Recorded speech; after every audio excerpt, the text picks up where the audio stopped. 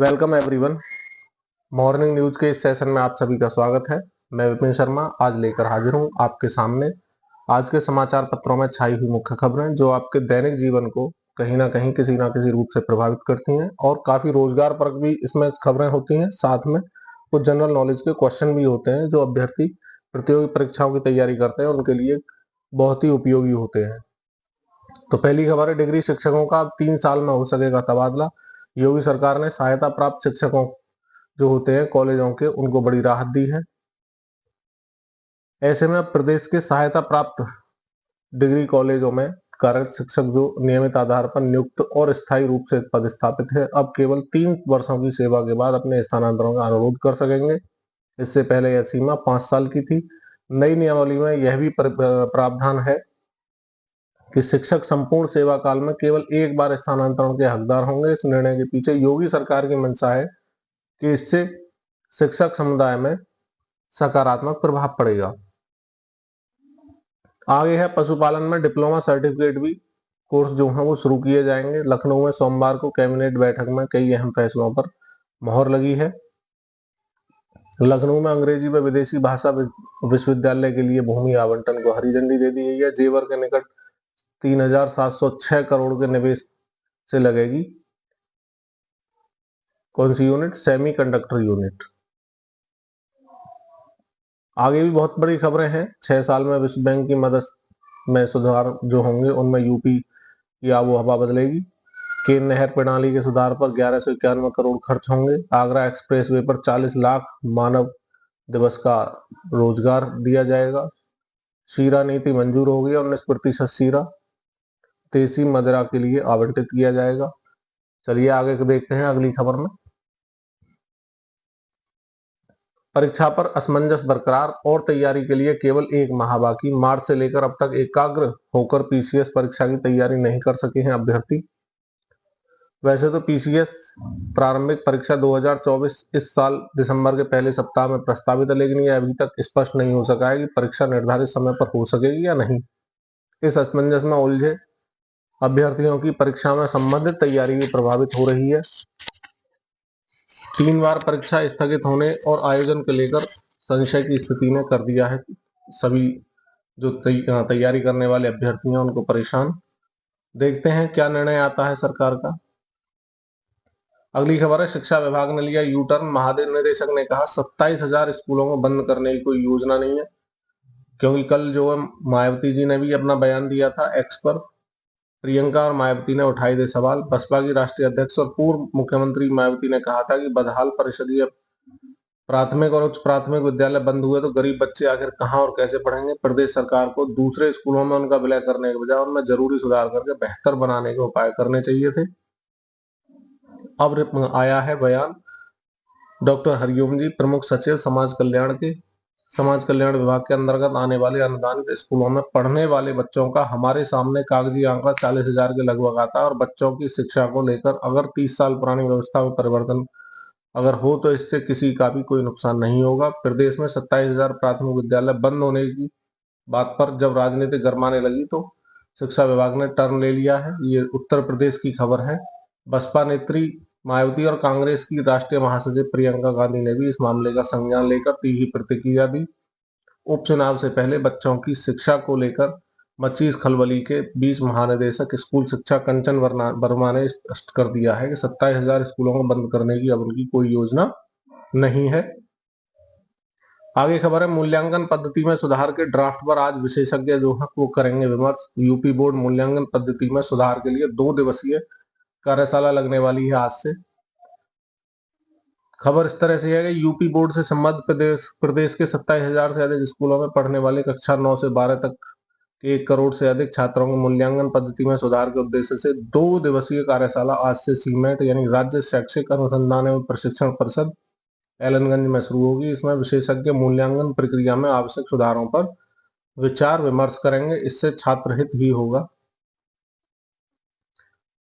8 घंटे से अधिक समय बैठे रहने से जल्दी होता है बुढ़ापे का असर। ये उनके लिए है जो ऑफिस में काम करने के दौरान लगातार लंबे समय तक कुर्सी पर बैठे रहते हैं। तो वैज्ञानिकों का कहना है कि हमें बीच बीच में ब्रेक लेते रहना चाहिए। एक अध्ययन से पता चला है प्रतिदिन 8.5 घंटे या सप्ताह में 60 घंटे से अधिक बैठने से जैविक उम्र तेजी से बढ़ती है, साथ ही इससे अन्य स्वास्थ्य संबंधी जोखिम भी बढ़ जाते हैं। महत्वपूर्ण बात है कि पैदल चलने से 20 मिनट की गतिविधि भी इसके कुप्रभावों को कम नहीं कर सकेगी। इसके लिए रोजाना 30 मिनट दौड़ने या साइकिल चलाने जैसी गतिविधि थोड़ी बहुत मददगार साबित हो सकती है। आगे खबर है, अनुमति मिलने पर ही हवाई यात्री कर सकेंगे वाईफाई का इस्तेमाल। नागरिक उड्डयन मंत्रालय ने विमान अधिनियम 1937 में बदलाव किया। इंटरनेट के जरिए लैपटॉप, स्मार्टफोन आदि का हो सकेगा उपयोग। सरकार ने सोमवार को स्पष्ट किया कि उड़ान के दौरान वाईफाई के जरिए इंटरनेट सेवाओं का इस्तेमाल यात्री केवल तभी कर पाएंगे जब 3000 मीटर की ऊंचाई पर पहुंच चुके होंगे। उस समय विमान में इलेक्ट्रॉनिक उपकरणों का उपयोग करने की अनुमति होगी। सरकार ने उड़ान और समुद्री संपर्क नियम 2018 के तहत विमान के भारतीय हवाई क्षेत्र में 3000 मीटर की ऊंचाई पर पहुंचने के बाद ही मोबाइल संचार सेवाएं देने की अनुमति दी हुई है। ऐसा स्थलीय मोबाइल नेटवर्क के साथ हस्तक्षेप से बचने के लिए किया गया है। तो आप भी अगर हवाई यात्रा करते हैं तो आपको ये खबर जरूर किसी ना किसी रूप में प्रभावित करेगी, तो इसका ध्यान रखेंगे। आगे है, अमेरिका में नया राष्ट्रपति चुनने के लिए मतदान आज होने वाला है। भारतीय मूल की कमला हैरिस ने किया बेहतर भविष्य का दावा और वादा। डोनाल्ड ट्रंप ने कहा तीसरे विश्व युद्ध से बचने के लिए उन्हें जिताएं। ओपिनियन पोल बता रहे हैं दोनों प्रत्याशियों के बीच कड़ा मुकाबला देखने को मिलने वाला है। कमला हैरिस ये रही और डोनाल्ड ट्रंप ये रहे। आने वाले 4 वर्षों के लिए अमेरिका और विश्व की दिशा तय होने की घड़ी आ गई है। मंगलवार को प्रातः अमेरिका में नए राष्ट्रपति को चुनने के लिए मतदान शुरू हो जाएगा। देर रात तक शायद तय हो जाएगा कि वहां का अगला पथ प्रदर्शक कौन होगा। वैसे तो राष्ट्रपति चुनाव में 8 प्रत्याशी हैं, पर मुख्य मुकाबला जो है वो भारतीय मूल की उपराष्ट्रपति और डेमोक्रेटिक पार्टी की प्रत्याशी कमला देवी हैरिस और रिपब्लिकन पार्टी के प्रत्याशी पूर्व राष्ट्रपति डोनाल्ड ट्रंप के बीच है। मतदान से कुछ घंटे पहले तक दोनों मतदाताओं को अपने पक्ष में करने की कोशिश करते दिखे। ट्रंप ने आगाह किया कि हैरिस जीते तो तीसरे विश्व युद्ध का खतरा जो है वो टल जाएगा और तीसरा विश्व युद्ध अगर होता है तो उससे दुनिया नष्ट हो सकती है। आगे है, सेंसेक्स 942 अंक टूटा। सोने चांदी में गिरावट आई है। सोना जो है 1300 रुपए प्रति 10 ग्राम और चांदी 4600 रुपए प्रति किलो टूटी है। इसका असर जो हुआ है अमेरिकी राष्ट्रपति चुनाव को लेकर हुआ है। तो एक तरफ सोना 1300 रुपए टूट कर अब जो कीमत है सोने की 81,100 रुपए प्रति 10 ग्राम पर आ गई है। वहीं चांदी 4600 रुपए की जोरदार गिरावट के साथ 94,000 रुपए प्रति किलोग्राम पर आ चुकी है। अगली खबर है, दुनिया के कई छोटे देशों से भी बड़ा होगा महाकुंभ का दायरा। जो महाकुंभ लग रहा है प्रयागराज में, महाकुंभ के लिए 4000 हेक्टेयर का क्षेत्रफल घोषित करने का प्रस्ताव शासन को भेजा गया है। साथ ही 1900 हेक्टेयर में पार्किंग की व्यवस्था की जाएगी। शासन की सैद्धांतिक अनुमति मिल चुकी है। शासन से पत्र आने के बाद कुंभ नगरी के तौर पर अस्थायी जिले की अधिसूचना भी जारी कर दी जाएगी। विजय किरण आनंद है कुंभ मेला के अधिकारी। तो अगर आप भी स्नान करना चाहते हैं तो अपना धार्मिक आस्था दिखाते हुए महाकुंभ का नजारा भी देख सकते हैं। आगे खबर है, कम या ज्यादा नींद लेने से बढ़ रहा है डिमेंशिया का खतरा। एम्स दिल्ली ने 34 राज्यों और केंद्र शासित प्रदेशों में नींद पर अध्ययन का दावा किया है। 4 से कम 9 घंटे से ज्यादा नींद है खतरनाक। अगर कोई 4 से कम ले रहे हैं तो भी खतरनाक है और 9 घंटे से ज्यादा ले रहे हैं तो भी खतरनाक है। पर्याप्त नींद न लेना इंसान की सोचने, समझने और तर्क करने की क्षमता पर असर डालता है। 45 से अधिक उम्र के वयस्कों को 4 घंटे से कम नींद लेना और 9 घंटे से अधिक सोना सोचने समझने की क्षमता का नकारात्मक जो प्रभाव है इसको दर्शाता है। ऐसे लोगों में डिमेंशिया जैसी बीमारी का खतरा बढ़ रहा है। बच्चों के लिए जरूरी नींद, नवजात शिशु 14 से 16 घंटे, शिशु रोज 12 से 16 घंटे यानी झपकी सहित काउंट हो जाएगी। छोटे बच्चे 11 से 14 घंटे झपकी सहित। प्री स्कूलर 10 से 13 घंटे झपकी सहित। स्कूल जाने वाले प्रतिदिन यानी प्रति रात मानो नींद तो रात में ही आती है 9 से 12 घंटे। और किशोर जो है उनके लिए प्रति रात्रि 8 से 10 घंटे नींद बहुत जरूरी है। सोने से 2 घंटे पहले टीवी कंप्यूटर बंद करना है। सोने से 2 घंटे पहले इन्हें बंद करने से मस्तिष्क को आराम और सोने के लिए तैयार होने का भी मौका मिल जाता है। जेवर में लगेगी सेमीकंडक्टर यूनिट, उत्तर प्रदेश से खबर है। प्रदेश सरकार ने सेमीकंडक्टर सेक्टर में वामा सुंदरी इन्वेस्टमेंट के निवेश प्रस्ताव को मंजूरी दे दी गई है। कंपनी यमुना एक्सप्रेस वे औद्योगिक प्राधिकरण क्षेत्र में जेवर के निकट एक विशाल परियोजना स्थापित करेगी। इसमें 3706 करोड़ रुपए का निवेश करेगी। इसके जरिए 3780 लोगों को रोजगार मिलेगा। यह company 2,40,000 unit small panel driver IC display integrated circuit का निर्माण करेगी। कैबिनेट ने सोमवार को आईटी विभाग के प्रस्ताव को मंजूरी दे दी है। MiG-29 विमान जो दुर्घटनाग्रस्त हो गया है। बाल बाल बचा पायलट। पंजाब से आगरा जा रहा था लड़ाकू विमान। नियमित प्रशिक्षण उड़ान के दौरान हो चुका है ये हादसा। जिला मुख्यालय से 28 किलोमीटर दूर बाहा सोनेगा कागारोल में सोमवार शाम को वायुसेना का विमान MiG-29 दुर्घटनाग्रस्त हो गया। तेज आवाज के साथ विमान खेत में गिरा और आग का गोला बन गया। पायलट ने कूदकर जान बचाई। चलो, जान की नुकसान नहीं हुआ है। इसमें तकनीकी खराबी इसका मुख्य कारण बताई जा रही है। प्राइवेट स्कूलों में प्रवेश के लिए 1 से खुलेगा पोर्टल। ये भी उत्तर प्रदेश की खबर है। 1 दिसंबर से खुलेगा पोर्टल। अभिभावक जरूरी दस्तावेज तैयार कर लें। राइट टू एजुकेशन यानी RTI शिक्षा का अधिकार अधिनियम के तहत दाखिले के लिए RTI पोर्टल को जल्द ही खुलेगा। जो इसके लिए बच्चों के अभिभावकों को आवश्यक दस्तावेज तैयार करने होंगे। शिक्षा विभाग की ओर से पोर्टल खोलने की तैयारियां लगभग पूरी हो चुकी हैं। इससे होता क्या है, इसके तहत पात्र जो अभ्यर्थी होंगे निजी स्कूलों में निःशुल्क प्रवेश पा सकते हैं। पहले से ही सभी प्राइवेट स्कूलों को RTI पोर्टल से जोड़ दिया है, जिससे आर्थिक रूप से कमजोर वर्ग के बच्चों को निजी स्कूलों में पढ़ाई का अवसर मिलेगा। BSA ये लखनऊ की खबर है, लेकिन ये पूरे उत्तर प्रदेश के लिए ही है।